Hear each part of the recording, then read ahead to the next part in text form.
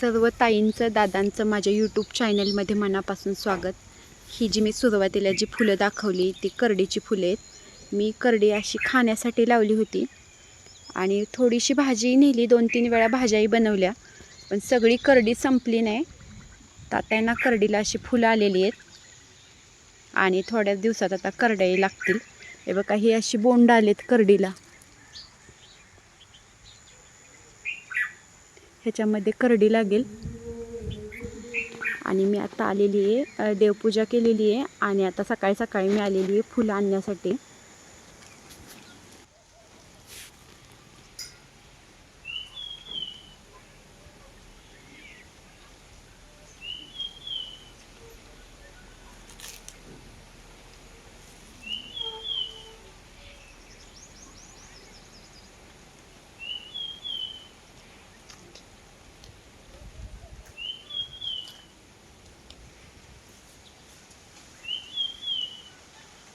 ही अशी सगळी मस्त फुलं मी तोडून घेतलेली आहेत आणि त्याच्याबरोबर लिंबई 3-4 घेतलेली आहेत.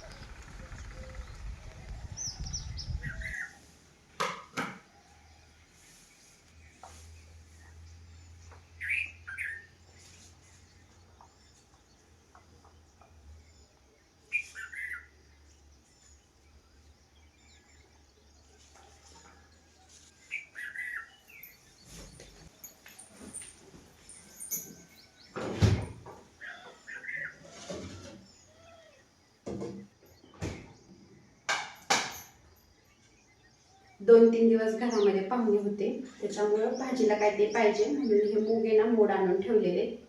ह्या मुगाला आहे ना छान असे मोड आलेले आहेत बघा, एकदम लांब सडक असे मोड आलेले आहेत. आता ना मिक्सरचं भांडं घेतलेलं आहे मी हे, आणि मिक्सरच्या भांड्यामध्ये थोडे थोडे करून मी हे मूग वाटून घेणार आहेत. मुगामध्ये थोडं थोडं पाणी घालून मूग मी वाटून घेतलेले आहेत. आणि डोसे बनवण्यासाठी मी ह्या काही भाज्या घेतलेल्या आहेत. ह्याच्यामध्ये एक मुळा घेतलेला आहे छोटा, त्यानंतर गाजर घेतलेले 4-5, एक कांदा घेतलेला आहे हा चिरून, उभा चिरून घेतलेला आहे. त्यानंतर हे आल्याचे तुकडे आहेत, कोथिंबीर आहे, हिरवी मिरची आहे आणि लसणाच्या पाकळ्या घेतलेल्या आहेत.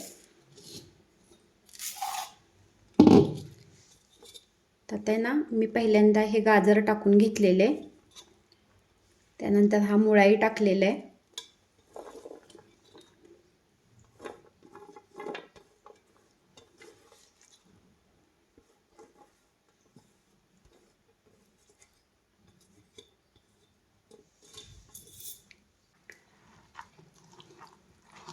हे छान आहे ना असं एकजीव करून घेतलेले.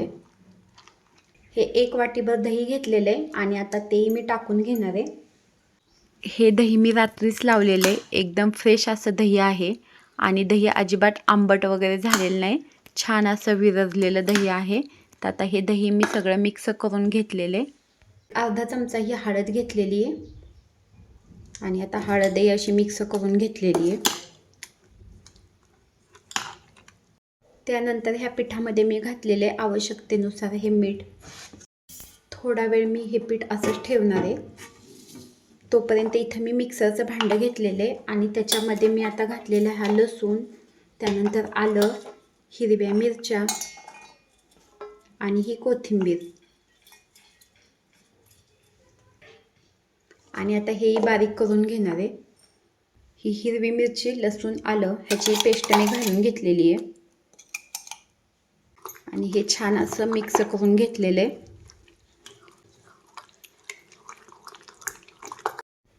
एक अर्धा चमचा आहे ना हे लाल तिखटही टाकलेलं आहे.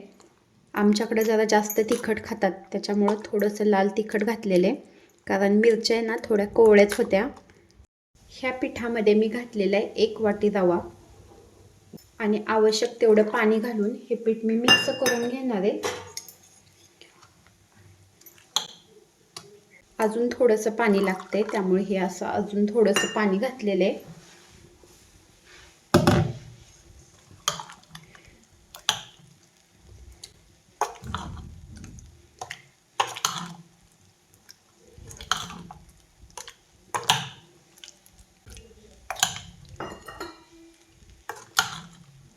ह्या पिठामध्ये मी दही घातलेले, त्याच्यामुळे 10 मिनटं मी हे पीठ असंच ठेवणार आहे, म्हणजे पीठ छान असं फुलेल आणि डोसे लगेच पटकन निघतील. डोशाबरोबर खाण्यासाठी मी हा नारळ कापून घेतलेला आहे. त्यानंतर हा आल्याचा तुकडा, 4-5 हिरव्या मिरच्या घेतलेल्या आहेत, आवश्यकतेनुसार हे मीठ घेतलेले आहे आणि ही अर्धा चमचा साखर घेतलेली आहे. डोशाबरोबर खाण्यासाठी ही नारळाची चटणी बनवून घेणार आहे. डोसे मी लोखंडी तव्यामध्येच बनवणार आहे. हा कांदा घेतलेला आहे आणि कांद्यानेच मी असं तेल लावून घेणार आहे. तवा जास्त तापलेला आहे.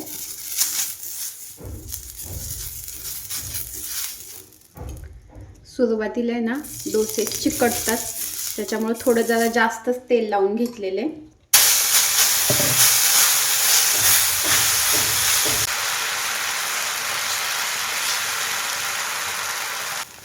थोडासा असा मी ना पसरून घेतलेला आहे हा डोसा. दोन्ही साईडने डोसा भाजून घेतलेला आहे आणि असं हे बघा डोसा तयार झालेला आहे. लोखंडी तव्यापेक्षा डोशाचा तवा जर असेल ना तर त्याच्यावरती डोसे चांगले होतात आणि लवकरही होतात.